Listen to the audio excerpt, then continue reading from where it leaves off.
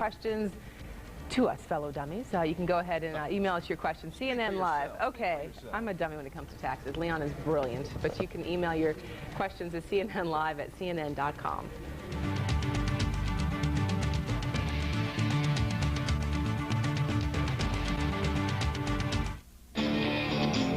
This morning, as compared to yesterday, we expect that we get down the road. Email us right now at CNN Live at CNN.com. We'll get to your questions just ahead. Questions. David Silverman is co-author of Taxes for Dummies. It's one of the popular Dummies series of instructional guides. He also represents clients before the Internal Revenue Service, and he has served on the advisory board to the IRS commissioner, so he knows what he's talking about. He joins us this morning from our New York bureau. How you doing? Good to have you with us today. Good morning. All right, let's begin at the very beginning here. Now, how should anyone who's sitting at home right now deciding whether or not to file their own taxes themselves or actually have someone else prepare their taxes for them, how should they make that decision? Well, if something dramatically changed in their financial life, they should sit down and say, hey, is this something a whole lot different from last year? In other words, maybe they switched jobs, maybe they're a new homeowner, maybe they went into business for the first time.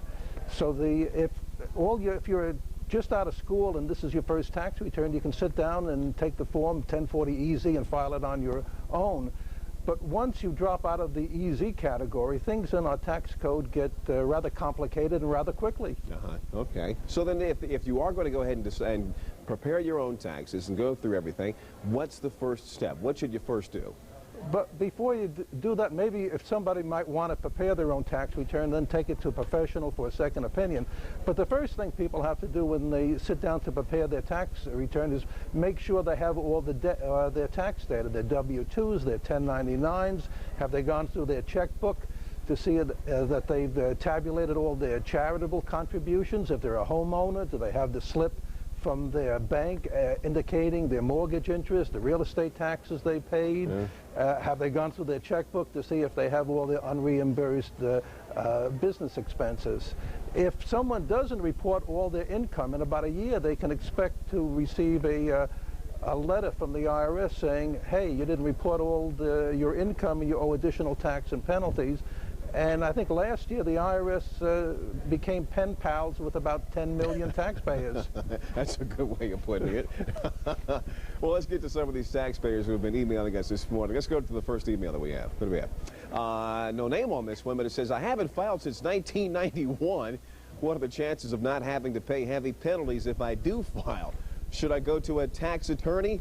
Or maybe do not pass go, just go straight to jail? What do you think about this case here? Well, for those folks in the Mark Rich category, the IRS has a policy. If you come forward and voluntarily backfile all your tax returns and make a provision to pay what you owe, they'll assess penalties, but there won't be any criminal prosecution. Now, if someone has a good reason for not filing, such as illness. I mean, I once had somebody who was an alcoholic. They were on a lost weekend for 10 years, and we backfiled and had all the penalties abated. But the problem with not filing is the Social Security people don't know anything about you. And a whole bunch of people don't file, and as they approach Social Security age, they discover they haven't accrued any Social Security benefits. All right, so I guess you recommend this person to go to an attorney in this case, then? Huh? Absolutely. Okay, all right, let's get to the next email. We got a couple of more coming up here. What documents do I need to prove guardianship to the IRS? In other words, is this a divorced couple? It's hard to say. Usually a problem arises with a divorced couple who is entitled to claim the children as dependents. And the rule is the custodial parent, but I would need more from the questioner to zero in on that. All right, let's go to the next question, because this next one is an area where a lot of people get tripped up here. I have a little office in my home where I do paperwork and research 2 days a week. Can I deduct any expenses as a home office deduction? This is from Lisa in Westport, Connecticut. Now, this home office issue is one that trips up a lot of people, doesn't it, David? It does. Basically, the law changed 2 years ago that it had to be the primary place. It no longer has to be the primary place. It has to be a place that's helpful where you perform administrative services. So the answer is yes, you can claim the deduction.